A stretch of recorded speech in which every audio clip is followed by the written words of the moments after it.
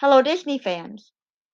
It's Indigenous Peoples Day, and I've been wanting to talk about Pocahontas for that day for a couple years now.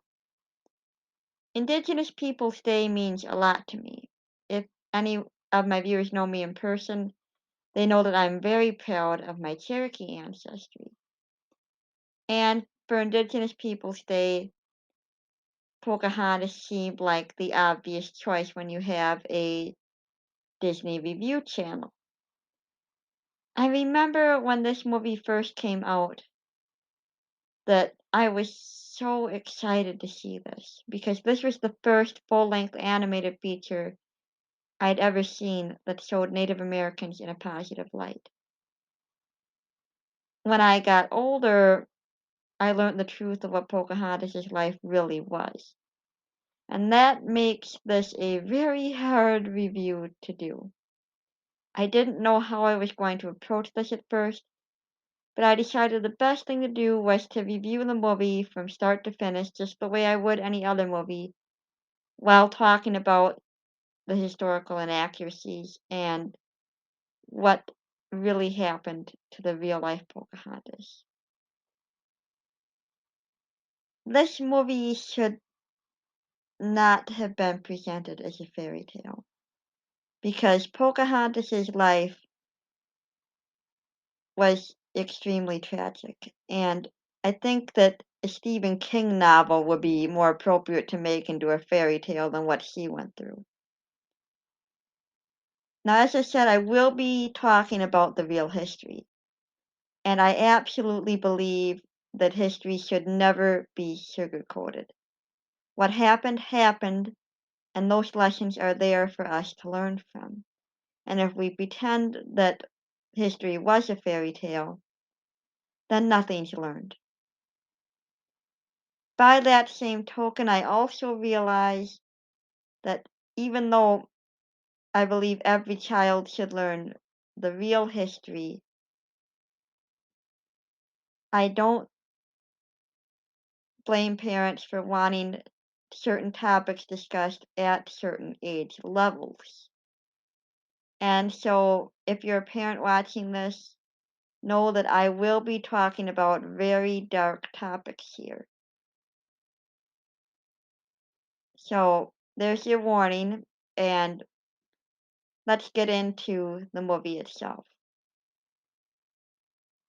The movie itself is inaccurate from the beginning, and one of the inaccuracies is when John Smith joins the crew.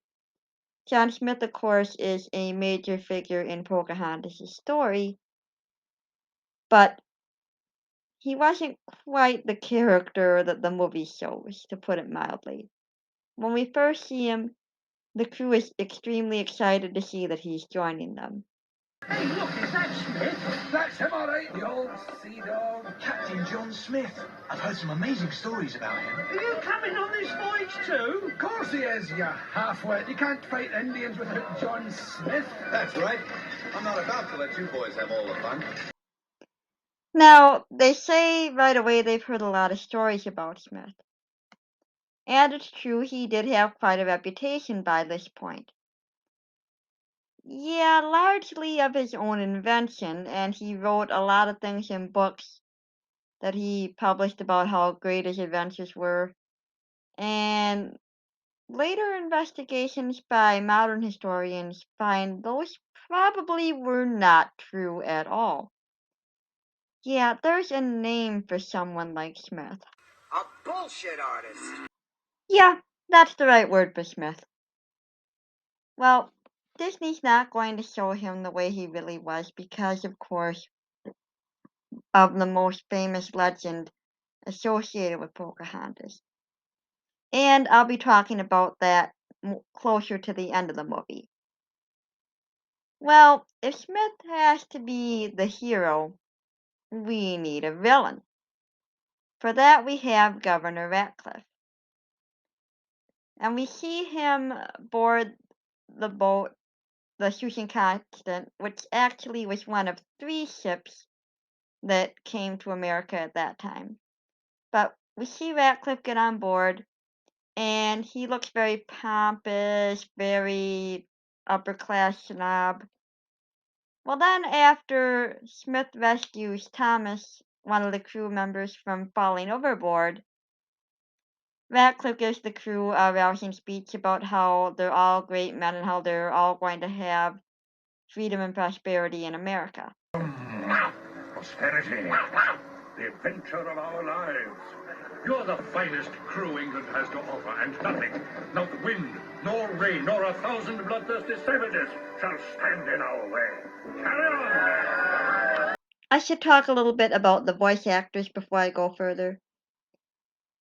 Mel Gibson is, of course, the voice of John Smith, and David Ogden Stiers is the voice of Ratcliffe as well as his manservant Wiggins. So he plays two characters in this movie. You've heard David Ogden Stiers' voice before if you're any kind of a Disney fan, because he's voiced quite a few Disney characters, including Cogsworth in Beauty and the Beast and Jumba from Lilo and Stitch. He gives a great performance here, and in just this little clip, we see who Ratcliffe is. He's able to give very stirring speeches to win over the men to his way of thinking. We see that he's racist. He refers to the Native Americans as savages right away. And 2 seconds after his rousing speech, he makes the comment that he needs the witless peasants to dig up his gold. This is his whole personality right there. But this wasn't who the real Governor Ratcliffe was. And yes, he was a real person. He wasn't just made up as a Disney villain for this movie. Which kind of surprised me because even though people like him do exist in real life, I kind of thought they made him up at first, but I looked into his history, and he actually was not the villain that Disney makes him out to be. His worst fault was he was extremely arrogant. The first thing he did was order everybody to build him a governor's mansion, when there were more important things to deal with at the time. But he was a lot better than Smith, actually, when it came to dealing with the Powhatans. In fact, Smith used to have fights with him because he thought that Radcliffe was too generous in his trading. So they kind of, it's not a full reversal of the historical roles. They both had their bad points. But they definitely made Ratcliffe out to be more of a villain than he actually was. Well, we sweep ahead now to see Pocahontas' people.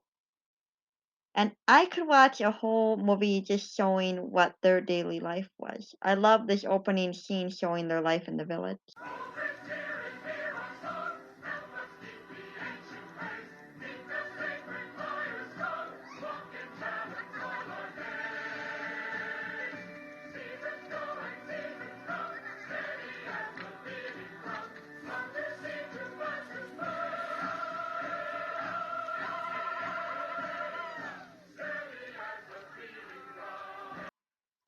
This is one of the few things that Disney got right when they made this.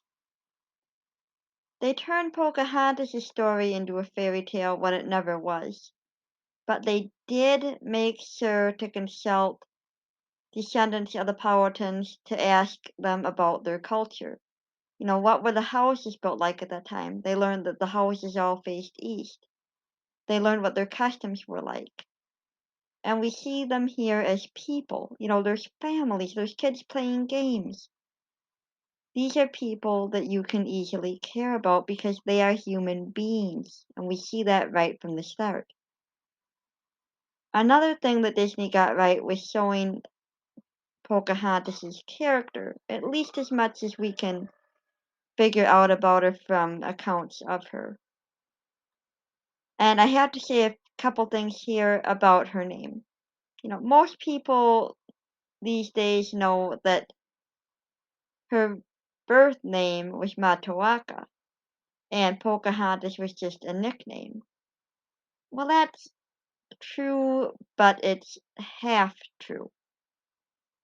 Pocahontas was a nickname to start out with, and it's translated in a few different ways as Little Mischief, the playful one, even the little troublemaker.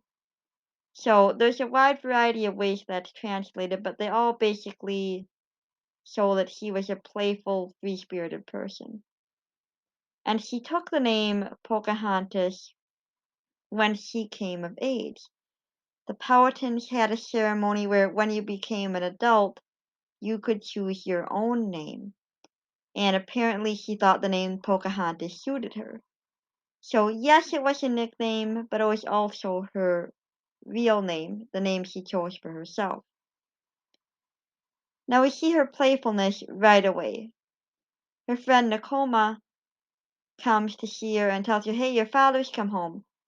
Well, Pocahontas joins her by diving off a cliff into the river. It's just a graceful dive. She's having fun with it. And she dives under the boat, under the canoe rather, tips it over, and immediately starts a splash fight. Are you all right? Well, you better be all right because I'm not coming in after you. Don't you think we're getting a little old for these games? Another thing that Disney got right was they actually used Native American actors and actresses for Native American roles, with the exceptions of using other performers for their singing voices. Irene Bedard is the voice of Pocahontas, and it's a little unusual that she didn't do her singing voice. Judy Kuhn is the singing voice of Pocahontas, and Irene Bedard has actually been in different bands, and she can definitely sing. So I'm not sure why the casting decision was made to have someone else do the singing. I did come across one article that said that Judy Kuhn was originally cast as the singing voice, and they said if we can't find anyone to do the speaking role, then you'll do the speaking role as well. And then they happened to find Irene Bedard and said, okay, you can do the speaking role. So that's the story behind that. And Irene Bedard, a few little things about her. She is known very well for playing different Native American women.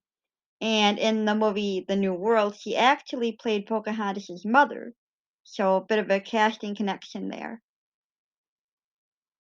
Getting back to the story, Pocahontas has been having unusual dreams lately about a spinning arrow. And she she's fairly sure that this arrow is pointing her down her path, but she's not sure just what that path is. She goes to talk to her father about it, and her father is just returned from going to war against the Massachusetts, and of course she's very glad that he's home safely. But talking to him doesn't go the way she'd hoped. I've been having a very strange dream. I think it's telling me something's about to happen. Something exciting. Yes, something exciting is about to happen. Really? What is it? Rokuum has asked to seek your hand in marriage. Marry Kokulum? I told him it would make my heart soar. On the subject of Pocahontas getting married, I remember the only thing I ever saw about Pocahontas in any history book that I ever had in high school was there was one little column that mentioned that she saved the life of John Smith, and I'm going to have a lot more to say about that later. And the only other thing it said was that she married a man named John Rolfe and had a son with him named Thomas, and through Thomas she has many descendants living today. I'm going to have a lot more to say about her marriage to John Rolfe later too.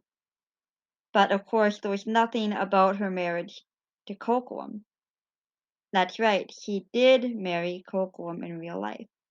There are letters and records and documents that show that this marriage happened. It's disputed by some people, but there are different people who were in Jamestown at the time who wrote of this. And I've got a article I'm going to share the link to in the description. And that talks about that being recorded as fact that this really did happen. Now, as to it being an arranged marriage, No, the Powhatans did not have arranged marriages. It was completely up to the woman who she wanted to marry. If she didn't love the guy, she didn't marry him. Simple as that. So Pocahontas would have loved Kocoum. In the movie, we see that he's a very serious person, not the kind of guy someone as free-spirited and playful as Pocahontas would fall in love with. But we don't know if he was really like that in real life. He may have been as playful as she was. Maybe she was attracted to him because he was so different from her. Maybe it was a case of opposites attract. But I'm going to have a lot more to say about their marriage later, too. Well, in the movie, Pocahontas is not happy about this because she feels like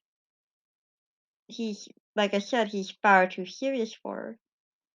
Her father tells her that it's time for the Wild Mountain Stream to join the Big Steady River. And he tells her that rivers are always steady, they choose the smoothest course, and that's why rivers live so long. Which is one way to look at it, but that's not how Pocahontas sees things. What I love most about rivers is you can't step in the same river twice. The water's always changing, always flowing. But people, I guess, can't live like that. We all must pay a price. To be safe, we lose our chance of ever knowing what's around the river bend. Waiting just around the river bend.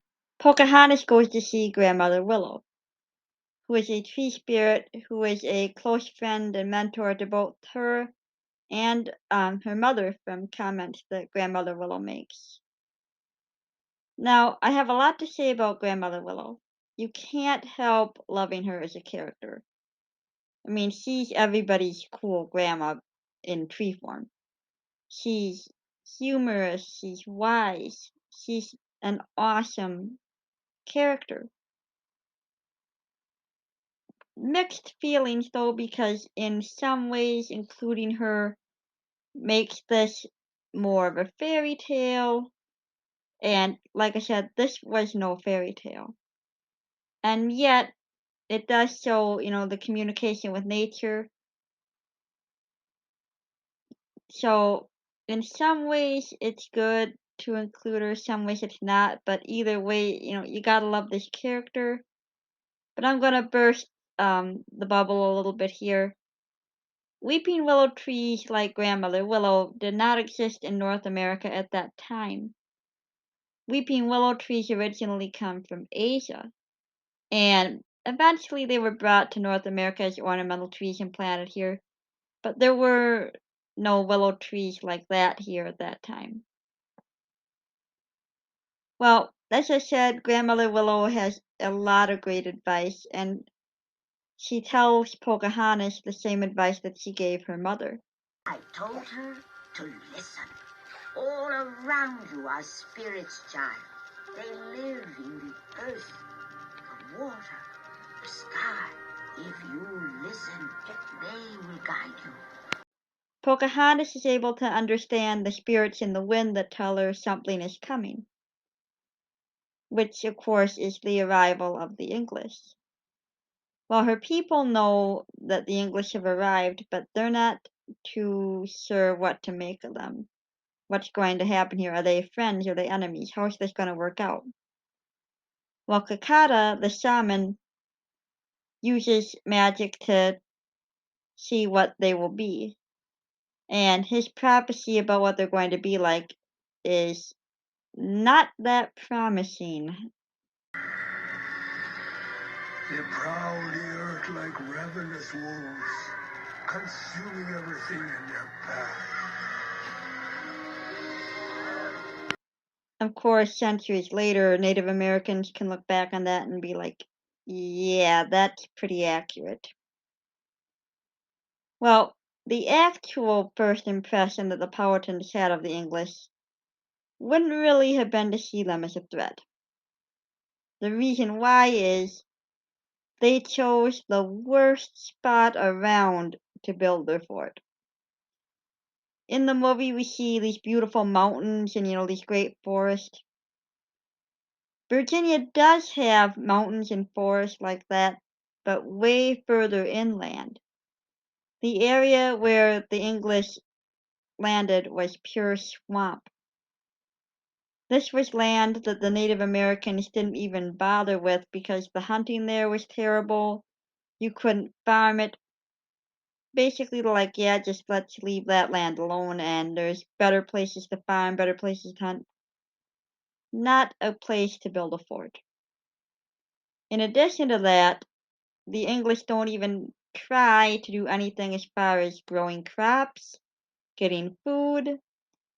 The only plan that the English had when they landed was, oh, we'll get supply ships coming every so often, and in between arrivals of supplies, we will trade with the Native Americans. Now, the problem with that, of course, is what if they don't have enough to trade, and what if the ships don't come? I'm going to talk more about that later, too. The only thing that the English have on their mind at this point is digging up the land for gold. The gold of Cortez, the jewels of Pizarro, will seem like mere trinkets by this time tomorrow. The gold we find here will dwarf them by far. Oh, with all you got in your boys, dig up Virginia, boy. Fun geological fact. There is no gold in Virginia. The settlers are going to find that out the hard way. But at the time, they all believed, oh yeah, there's mountains of gold in Virginia and all over the New World. Just stick your shovel in the ground and you'll come up with a mountain of riches and you're set for life. Not gonna work out that way. So at the time, they're focused on that instead of doing anything useful towards survival. Well, meanwhile, John Smith goes out into the woods to see if he can see any of the native peoples there. And of course, he runs into Pocahontas. And had she not been a beautiful woman, he would have shot her. We actually see him draw his gun on her, and then he's like, oh, wait, she's a woman. Okay, I can't shoot her. Yeah, great first meeting. Actually, their first meeting in real life was nothing like this, but I'll be talking more about that later too. There's going to be a lot I talk about later, but their first meeting was nothing like this, and they wouldn't have been able to understand each other magically just by listening with their hearts either. Who are you?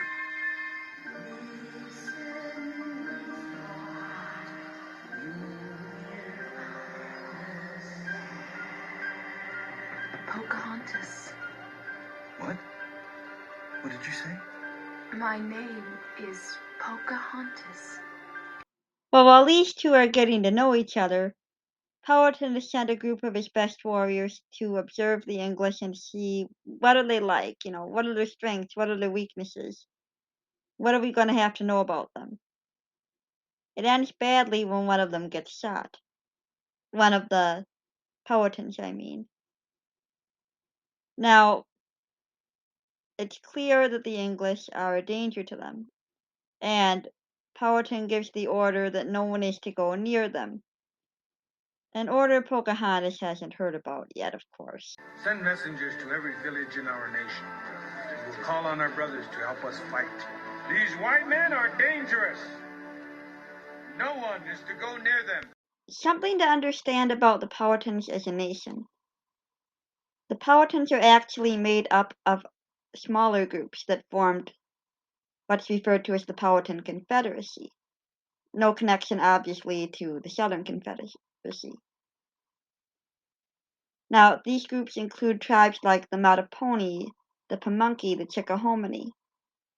Now, they all had their own chiefs, but Powhatan was the paramount chief. Think of it roughly more or less as being the equivalent of him being the president and them being the governors.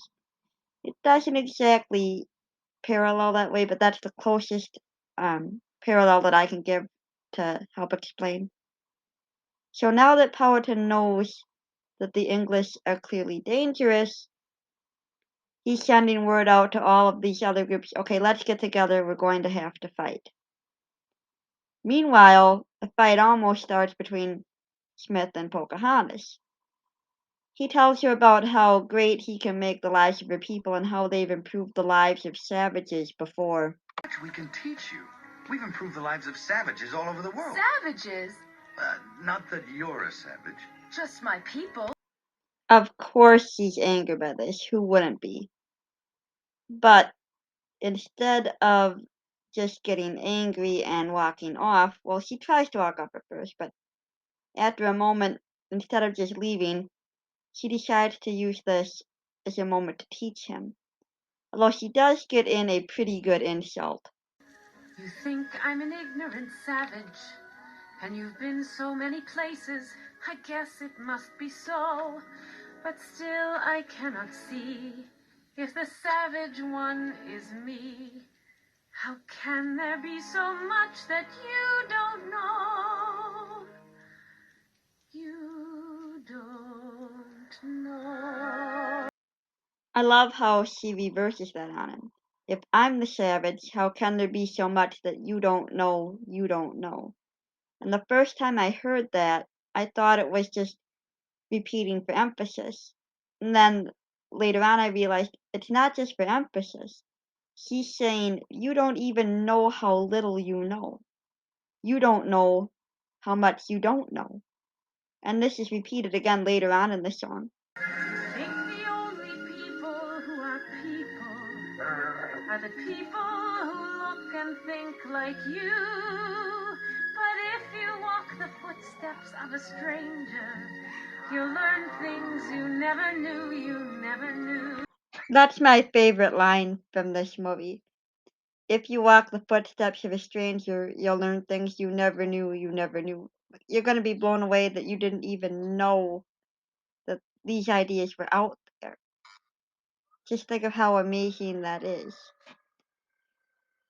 Now, over the course of this song, Smith does learn that Pocahontas' people are not savages, and he actually is open minded enough to accept what she's trying to teach him, unlike his real life counterpart. And I give Pocahontas a lot of credit for not just walking away and saying, yeah, I'm done even talking to this guy. She actually does try to reach him. In real life, their last meeting, she had a last lesson for him. Well, not so much a lesson as a final thought to give him, I would say. Something for him to reflect on. But I'll talk about that more at the end. Meanwhile, even though things are improving between Pocahontas and John Smith, their peoples are getting closer and closer to all-out war. And that doesn't help when Ratcliffe realizes he's got to get a profit going from Jamestown. The Virginia Company paid for them to go there, and they want money back, ideally from finding gold. And he thinks that the Powhatans are hiding the gold. Why do you think those insolent heathens attacked us? Because we invaded their land and cut down their trees and dug up their... I love that Wiggins actually gets those points. Although he does leave out the fact that they attacked because they were shot at first. Now, Smith returns and he tries to convince his fellow Englishmen that the Powhatans can be helpful to them. I met one of them. You... What? A savage? They're not savages. They can help us. They know the land. They know how to navigate the rivers. And look, it's food.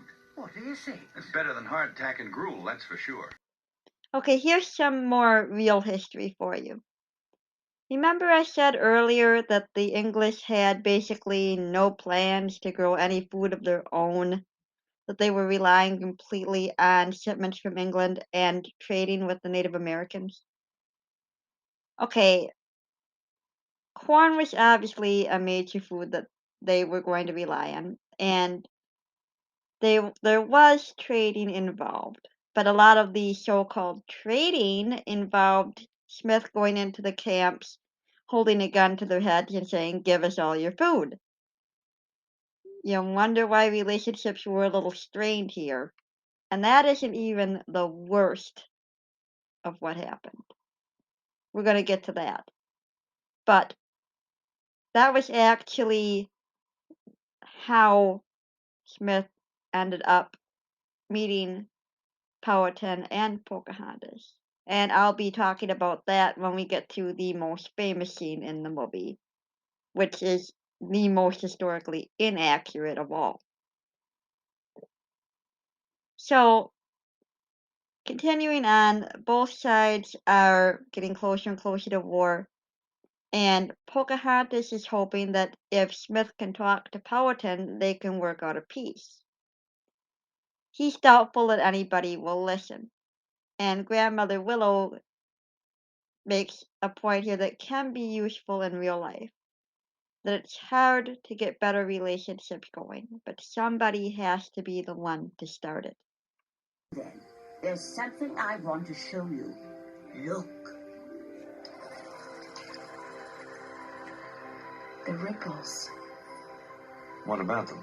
So small at first. Then look how they grow. But someone has to start them. Now, before they can get a chance to talk to Powhatan, in the movie version, something happens that makes war seem completely unavoidable. Coquelin goes out to make sure Pocahontas is okay because her best friend Nakoma said, "Look, Pocahontas might be in danger. You may want to go out and check on her." Thomas has been told by Ratcliffe, "Go out and keep an eye on Smith, see where he's up to, see where he's going, because I'm suspicious of him being with the Powhatans." So Thomas goes and sees attacking Smith, and he shoots Coquelin. Both eyes open.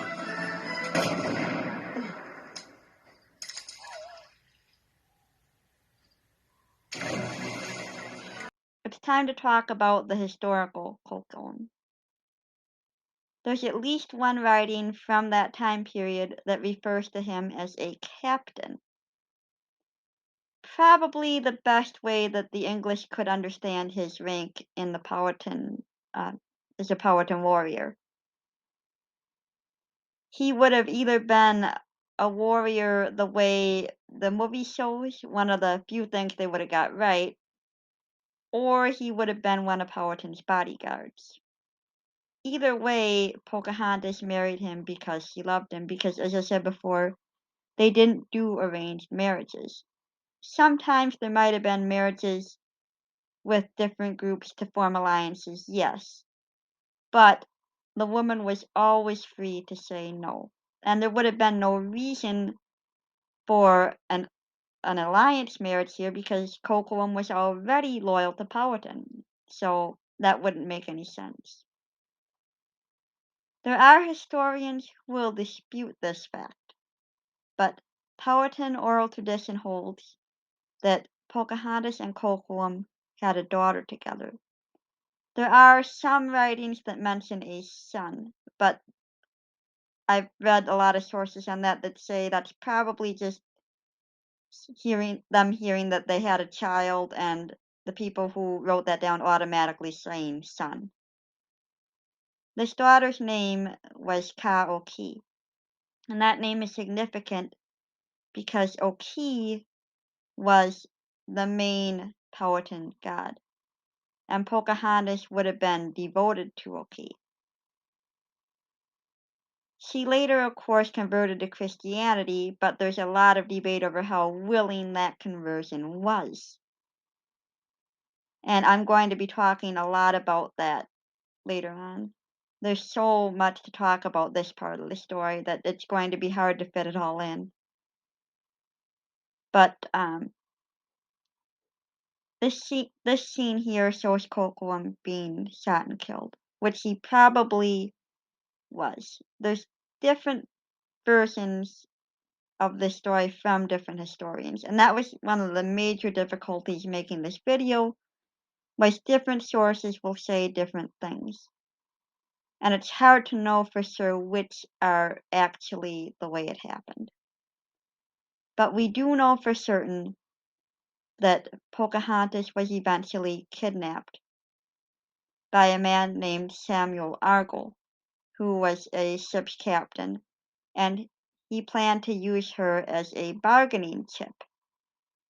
In case you're wondering why they would need a bargaining chip then, as opposed to before, well, there were ideas that Pocahontas might be kidnapped previous to this, but they wanted a bargaining chip at that time because tensions were at an all-time high between the Powhatans and the English after the English had not only stolen quite a bit of food from the Powhatans, but had also raped many of their women.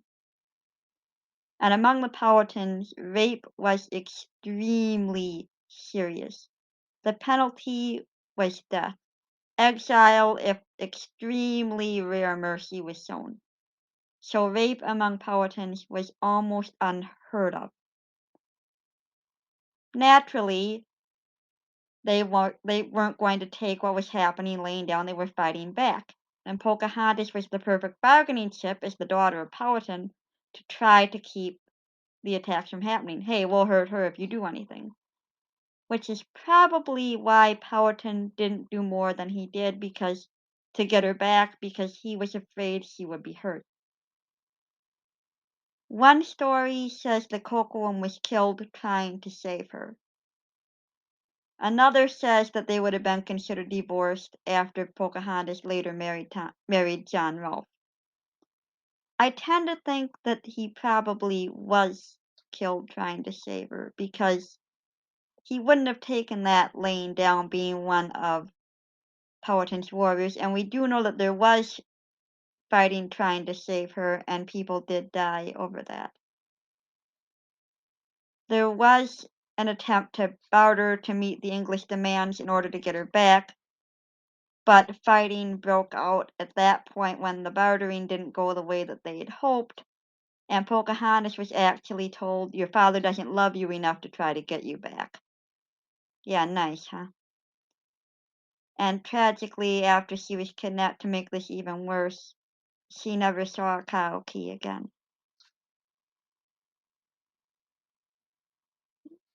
Getting back to the movie, because there's, like I said, there's a lot to talk about with that too, that I'm going to have to leave for the end because that takes place after the events of the movie. So getting back to this, Smith is of course taken and held responsible for Kocoum's death. Who did this? Pocahontas was out in the woods. Cocoam went to find her, and this white man attacked him. And here we get to the part of the story everybody thinks that they know. Pocahontas throwing herself over John Smith to save him from being executed. Look around you. This is where the path of hatred has brought us. This is the path I choose, Father. What will yours be? Here's the truth about this. It never happened. Pocahontas never saved John Smith's life because his life was never in danger. In fact, here's a fun little fact. Smith's life was far more in danger from his own men than from the Powhatans. On the way to Virginia, he was actually arrested for mutiny, and the only thing that saved his life was some orders were unsealed that said he was supposed to be in charge once they landed. Otherwise, he would have been killed by the English when he arrived in Virginia. He was captured by the Powhatans when he was on one of his expeditions to get food. Like I said, holding a gun to one of their heads and saying, "Give me food or I'll kill you." Well, after he was captured, Powhatan had him adopted. He was establishing himself as John Smith's adopted father because if someone's your adopted father, you're going to hopefully be on their side in a conflict.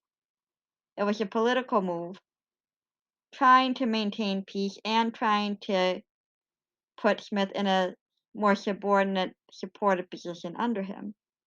Didn't exactly work that way, but that was Powhatan's intention.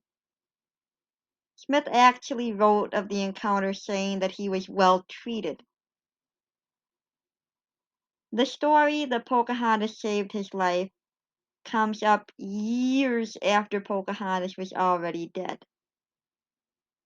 Now, some historians claim that Smith misunderstood the adoption ceremony.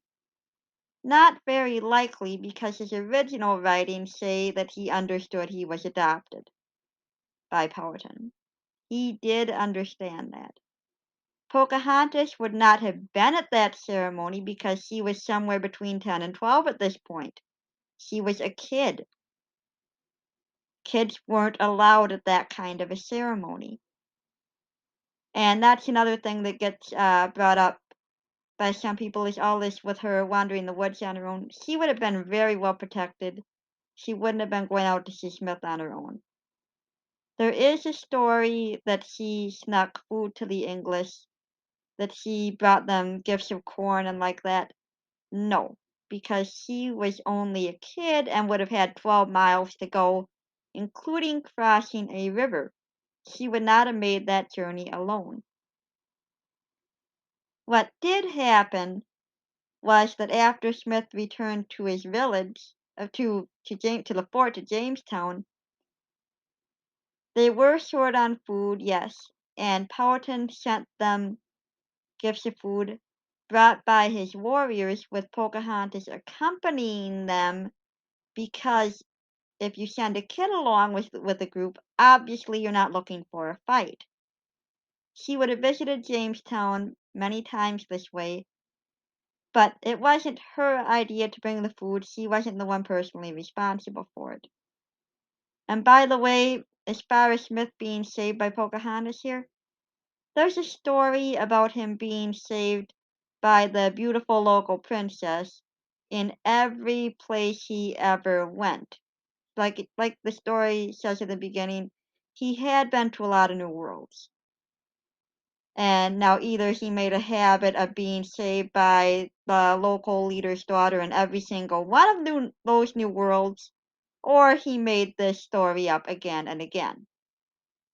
You know which one is more likely.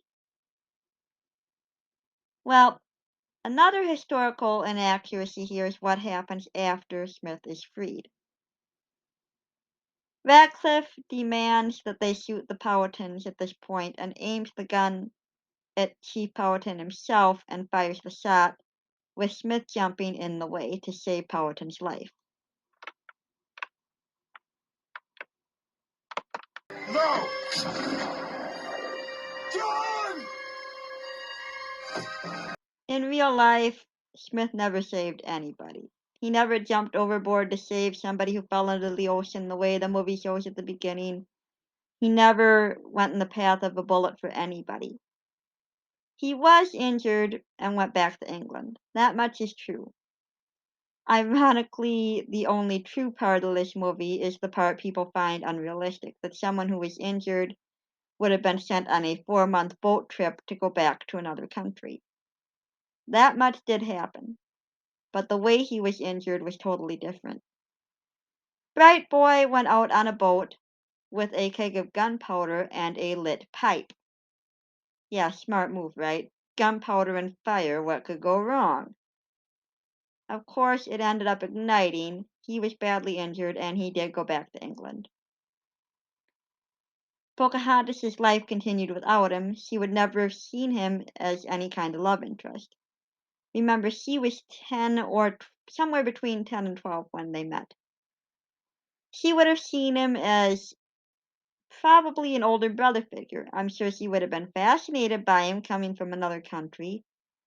But as far as romance, no. And the last time that she ever saw him when they were in England, she chewed him out for not doing more to help her people. In fact, he let them all believe that he was dead. So, yeah, she was not too thrilled when they met in England. After he had gone, she went on with her life, married Coquitlam, had a daughter with him, like I said, and was kidnapped. Now here is the really, really horrific part. She suffered close to a mental breakdown after that, and her sister was sent for to talk to her. And she told her sister that she had been raped multiple times and believed she was pregnant by one of her rapists. In case you didn't know, yes, Pocahontas did have multiple siblings. And I'm going to be talking more about their fate in just a moment, too. But to get back to her being raped, her eventual husband, John Rolfe, recorded the births of just about every child in Virginia except his own son that was with Pocahontas. Why? Because that baby was probably not his.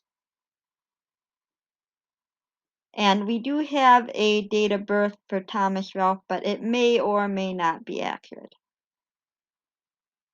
And we do know that he was almost certainly raped. There's no reason to deny that that happened. There's no reason he would have made it up. Like I said, the punishment for rape among her people was so severe that no woman would make that up. And I'm sure she didn't want more people killed trying to save her the way Coquelin was. She eventually married John Rolfe, of course, and did he love her? Maybe. He also might have just married her so he could grow tobacco on her people's land. So he did eventually become rich having a tobacco plantation.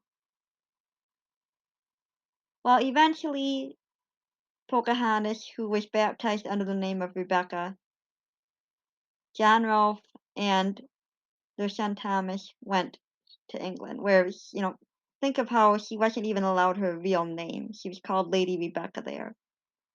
That had this thing to not even be called by her own name. So they went to England, paid for by the Virginia Company, and basically all that was talked about was, look, savages can be civilized. Look how she turned out. Isn't this great? Yeah, I'm sure she felt that way about it. Well, they lived in England for a couple years, and eventually plans were made for them to return to Virginia. The captain of the ship taking them back was Captain Argall. Yeah, remember him, the guy who was the captain of the ship she was kept on after she was kidnapped? I'm sure she was just delighted to see him again, especially since he was probably one of the guys who raped her.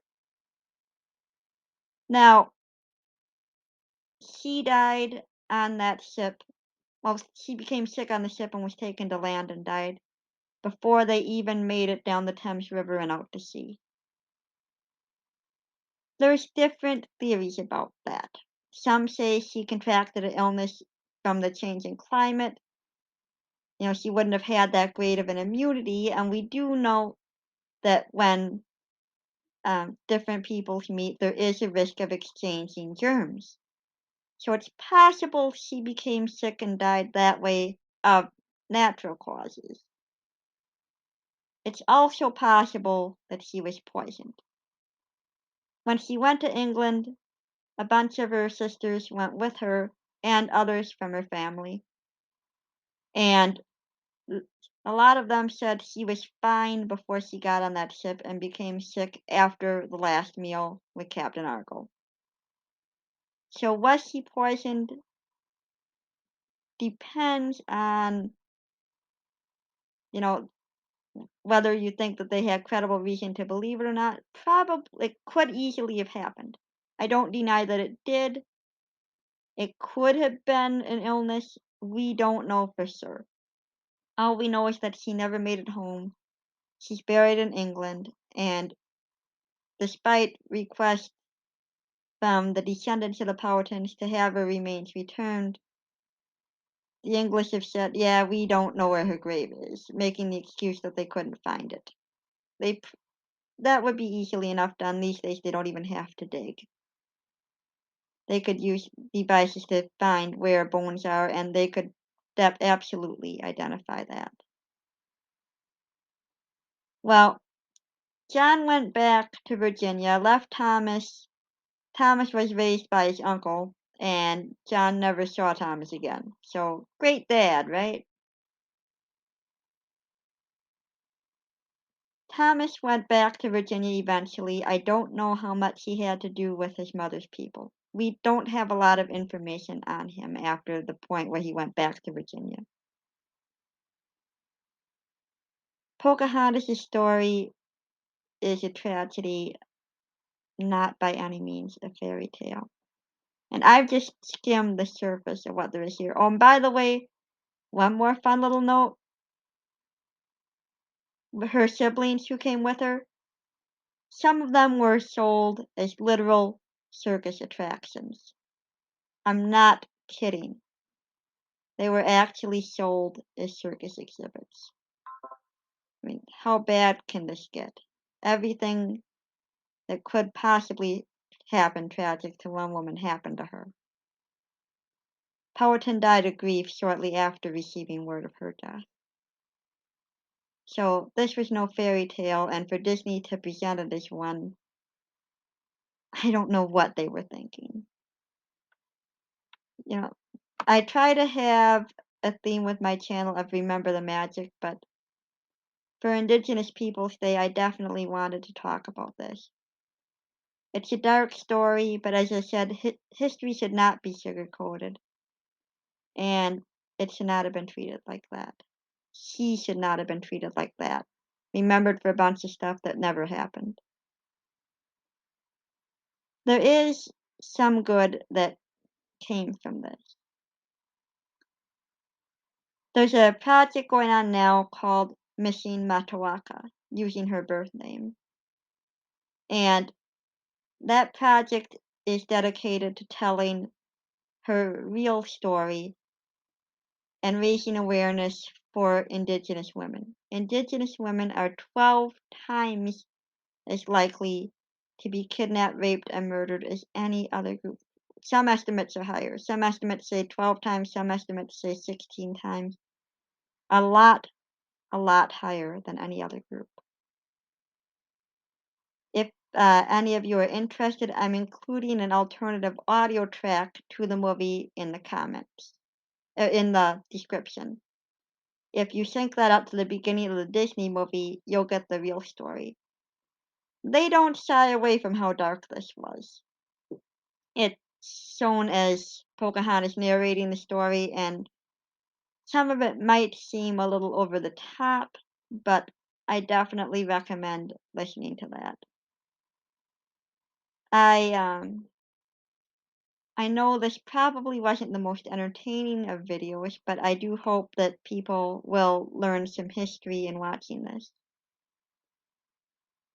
I hope magic is always remembered, and there is magic in learning the truth. And I'm going to close my video with that.